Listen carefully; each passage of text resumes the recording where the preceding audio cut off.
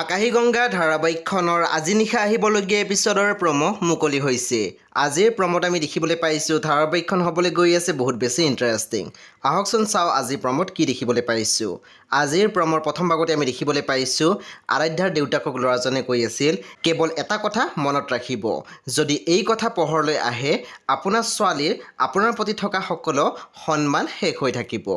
তাৰপিছত আমি প্ৰমোদ দেখিবলৈ পাইছোঁ আৰাধ্যাৰ মাকে কৈ আছিল আপুনিতো আপোনাৰ জীৱনৰ প্ৰায় সকলো কথাই মোক কৈছিল, কিন্তু হঠাৎ এইটো নাম ক'ৰ পৰা ওলাল, আৰু এই নামটোৱে যথেষ্ট আছিল আৰাধ্যাক আপোনাৰ পৰা দূৰ কৰাত। সেই বন্ধু বান্ধৱীসকল আজি নিশা 9:30 বজাত ৰং টিভিত আহিবলগীয়া আকাশী গংগা ধাৰাবাহিকখন খুবেই বেছি ইণ্টাৰেষ্টিং হ'বলৈ গৈ আছে। সেই আপোনালোকে চাবলৈ একেবাৰে নাপাহৰিব।